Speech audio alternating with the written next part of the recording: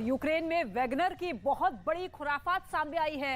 Wagner पर आरोप ये लग रहे हैं कि उसने यूक्रेन के अंदर एक ऐसे बम का इस्तेमाल किया है जिस पर अंतर्राष्ट्रीय रोक लगी हुई है। इस बम के फटने के बाद यूक्रेन के अंदर जो हुआ वो पूरी दुनिया की सबसे बड़ी हेडलाइंस बन गई है।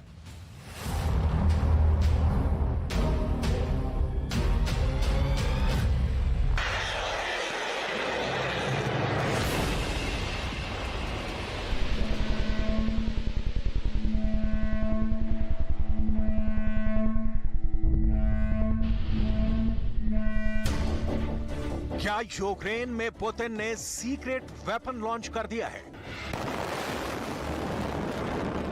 ऐसा हथियार जो धरती के ऊपर मौजूद हर चीज को खत्म कर देता है। इंसान की एक ऐसी खतरनाक खोज जिसका इस्तेमाल पूरी कायनात को खत्म करने की ताकत रखता है, जिसके हमले से इंसान बिल्कुल भाप की तरह उड़ जाता है और अगर कोई जिंदा भी बचे तो वो ताउम्र घावों के साथ तड़पने को मजबूर हो जाता है।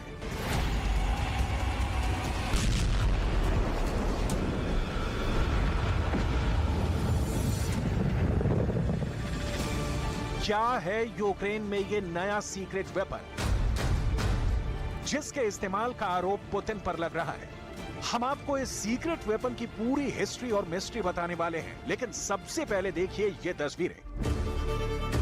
आखिर ये आग का उड़ता हुआ गुबार क्या है? पहले आग का गुबार उड़ता है और फिर फव्वारे जैसी सफेद विकराल धाराएं फूट पड़ती हैं। ये एक ऐसा भयानक विस्फोट है जैसे कोई ज्वालामुखी फट गया हो।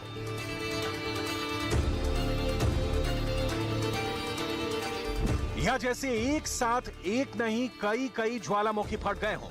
जंगलों को राख करते ये भयंकर आग से भरे हुए गुब्बारे नजर आते हैं जो कि बहुत खतरनाक हथियार है।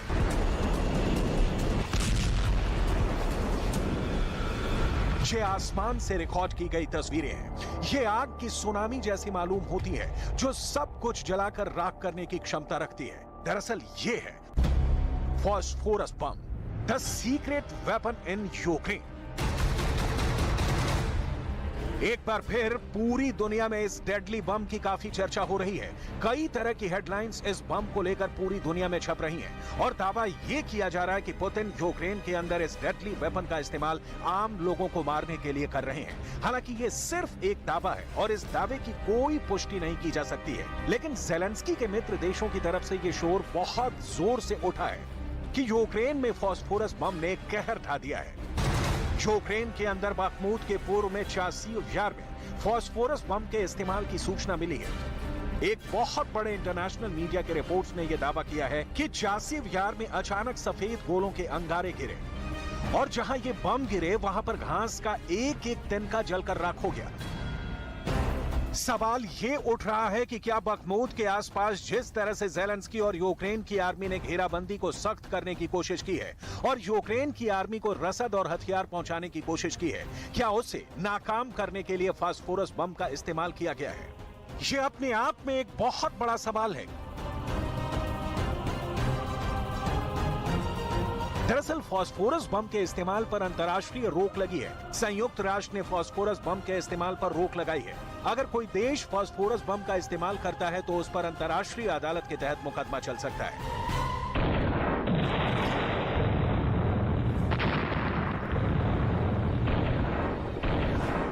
क्योंकि ये बम बेहद खतरनाक है। बखमूत में दावा ये किया जा रहा है कि हर तरफ से ज़ेलेंस्की की आर्मी घिर चुकी है।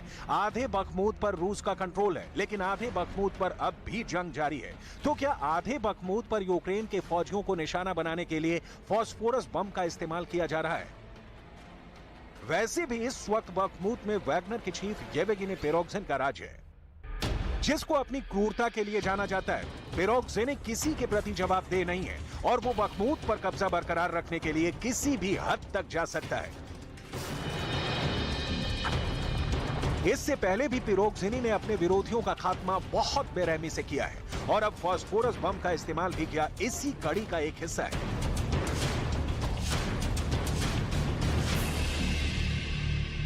ज़ेलेंस्की के समर्थकों ने दावा किया था कि इससे पहले जब मारियोपोल के अज़ोवत्साल प्लांट में भी यूक्रेन के सैनिक बहुत बुरी तरह से घिर गए थे, तब भी रूस की आर्मी ने फास्फोरस बम का इस्तेमाल किया था। यानी बिल्कुल साफ है कि अगर ये आरोप सही है तो इसका मतलब यही है कि दूसरी बार रूस ने पहले यूक्रेन के सैनिकों को बुरी तरह घेरा, उन पर सफेद फास्फोरस बम बनाकर भयंकर मौत दी है। आखिर फास्फोरस बम इतना खतरनाक क्यों होता है? जैसा कि नाम से पता चलता है, ये सफेद फास्फोरस और रबर से बनता है। सफेद फास्फोरस एक मोम जैसा रासायनिक पदार्थ होता है जो अक्सर पीला या रंगहीन होता है, जिसमें लहसुन जैसी गंध आती है। सफेद फास्फोरस ऑक्सीजन के संपर्क में आने पर तुरंत जलने लगता है और ये हवा में जलकर बहुत जबरदस्त चमक पैदा करता है। रूस पर आरोप लगा था कि उसने खार्किव के अंदर भी फास्फोरस बम का इस्तेमाल किया था। आरोप ये था कि रूस ने उस वक्त खार्किव के अंदर 30 फास्फोरस बम दागे थे, वो भी तब जब वो हारने की कगार पर खड़ा था। इस बम का नाम था फैब 500। यूक्रेन की सेना ने तो यहां तक आरोप लगाया कि पुतिन की सेना ने खार्किव के अंदर एक रिहायशी इलाके में 500 किलो का फास्फोरस बम दाग दिया था। यूक्रेन का दावा है कि इस इलाके के लोगों की खुशकिस्मती थी कि 500 किलो का ये बम फटा नहीं। अगर ये बम फटता तो इसका विस्फोट इतना भयानक होता कि ये पूरे इलाके को तबाह और बर्बाद कर सकता था। आखिर क्या है ये भयंकर बम फैब 500? फैब 500 एक हाई एक्सप्लोसिव बम है। फैब 500 का वजन 500 किलोग्राम है। इसमें 300 किलो विस्फोटक भरे होते हैं। फैब 500 का इस्तेमाल किसी टारगेट को नस्तो नाबूद करने के लिए किया जाता है। फैब 500 के फटने के बाद 500 मीटर के दायरे में कुछ भी नहीं बचता। रूस पर पहले भी फास्फोरस बम के इस्तेमाल के आरोप लगते रहे हैं। 80 के दशक में रूस की सेना ने अफगानिस्तान के अंदर बड़े पैमाने पर इस बम का इस्तेमाल किया था। सीरिया के अंदर हुए गृह युद्ध में भी इसका इस्तेमाल किया गया था। ऐसा नहीं है कि अमेरिका इस मामले में एकदम पाक साफ है। अमेरिका पर भी फास्फोरस बम के इस्तेमाल करने के आरोप लग चुके हैं। ये फास्फोरस बमों के इस्तेमाल की ही एक तस्वीर है। ये तस्वीरें वियतनाम की हैं। वियतनाम में भी अमेरिका ने ऐसे ही फास्फोरस बम का इस्तेमाल किया था। इस खतरनाक फास्फोरस बम से बिल्कुल लाल लपटें उठती हैं। खतरनाक आग का गुबार उठता है। वियतनाम के हजारों लोग इस बम की चपेट में आ गए थे और अब ऐसे ही बम गिराए जाने के आरोप यूक्रेन में भी लगाए जा रहे हैं। अमेरिका पर आरोप है कि उसने साल 2004 में अमेरिकी सेना पर इराक के फालूजा शहर पर फास्फोरस बम का हमला किया था। इसके अलावा इजरायल ने 27 दिसंबर 2008 से 18 जनवरी 2009 तक ऑपरेशन कास्ट लीड चलाया था। यहां भी इजरायल पर गाजा में सफेद फास्फोरस के हथियारों का उपयोग का आरोप लगा था।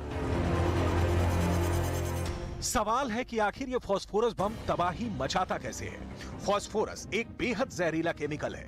फास्फोरस बम फटने से ही इलाके की ऑक्सीजन सोख लेता है। फास्फोरस बम के फटने के बाद इलाके का तापमान 2760 डिग्री सेल्सियस तक पहुंच जाता है और इसके लाखों कण सफेद धुएं की शक्ल में इलाके में फैलते हैं। इसकी चपेट में आने वाले लोगों को तेज जलन और घुटन महसूस होती है। ये बम हड्डियों को नुकसान पहुंचाते हैं, शरीर पर गहरे घाव बनाते हैं। नियमित जलने की तुलना में ये घाव ठीक होने में अधिक समय लेते हैं। ये बम शरीर को कमजोर बना देते हैं, जिससे अन्य संक्रमणों की संभावना बढ़ जाती है। सफेद फास्फोरस खून में जाकर गुर्दे और हृदय को जहरीला बना देता है और शरीर के अंग काम करने में विफल हो जाते हैं। इससे निकलने वाला धुआं भी आंखों को अंधा कर सकता है।